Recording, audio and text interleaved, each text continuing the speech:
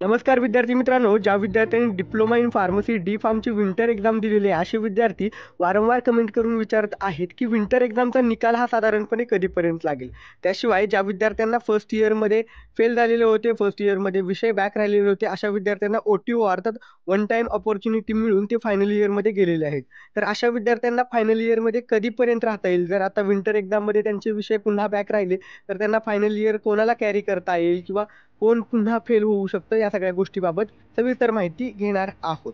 तर लक्षात घ्या विद्यार्थी मित्रांनो, तुमच्या विंटर एक्झामचा निकाल आहे तो साधारणपणे पुढच्या 15 दिवसामध्ये लागू शकतो. जे काही MSBT कडून टेंटेटिव्ह शेड्यूल असतं त्यामध्ये सांगितलेलं आहे की जानेवारीच्या तुमच्या 4थ्या आठवड्यापर्यंत हा तुमचा निकाल लागू शकतो. जानेवारीचा पहिला आठवडा हा संपलेला आहे. साधारणपणे 2 आठवडे तुम्हाला वाट बघायची आहे.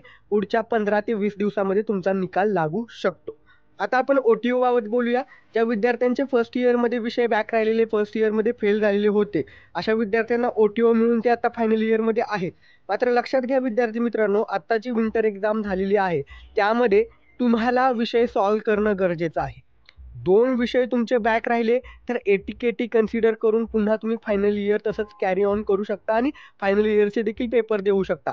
मात्र या ठिकाणी जर 2 पेक्षा अधिक विषय तुमचे हे फर्स्ट इयरचे बॅक राहिले, तर तुम्हाला हे फायनल इयर कॅरी करता येणार नाहीये. कारण 2 पेक्षा अधिक विषय बॅक राहिले, तर तुमचा निकाल हा फेल येत असतो.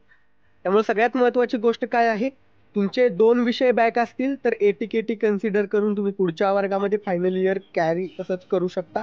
पण 2 पेक्षा अधिक विषय तुमचे बॅक राहिले तर तुमचा निकाल फेल येणार आहे. तर ही महत्त्वाची माहिती होती. आता निकाल काय येईल किंवा त्याबाबत नकारात्मक विचार न करता तुम्ही तुमचा जो काही असाइनमेंट्स असतील, तुमचा जो काही स्टडी असेल, फायनल इयरमध्ये ज्या काही ॲक्टिव्हिटी सुरू आहेत, सेशनल एक्झाम असेल, या सगळ्या गोष्टी व्यवस्थितरित्या करा. त्या अभ्यासावरती या निकालाचा किंवा निकाल काय येईल या गोष्टींचा परिणाम होऊन देऊ नका. तुम्ही तुमचा अभ्यास कॅरी करा. सर्वांना शुभेच्छा. आणि यामध्ये तुमची चुकी नव्हती. कॉलेजेस उशिरा सुरू झालेली होते डिप्लोमाचे मागच्या वर्षी आणि त्यामुळे विद्यार्थ्यांना अभ्यासासाठी कमी वेळ मिळालेला होता. पण तरी देखील OTOच्या माध्यमातून तुम्हाला एक थोडासा दिलासा मिळालेला होता. विद्यार्थ्यांनी देखील पेपर चांगले लिहिलेले आहेत. त्यामुळे थोडासा निकाल चांगला येण्याची शक्यता आहे. तुम्हा सगळ्यांना तुमच्या निकालासाठी शुभेच्छा. ज्यावेळेस रिझल्ट येईल त्यावेळेस मी तुम्हाला अपडेट करेलच. त्याशिवाय तुम्ही देखील MSBTच्या वेबसाईटवरती ऑनलाईन ॲक्टिव्हिटी सेक्शनमध्ये वेळोवेळी चेक करत राहा. धन्यवाद.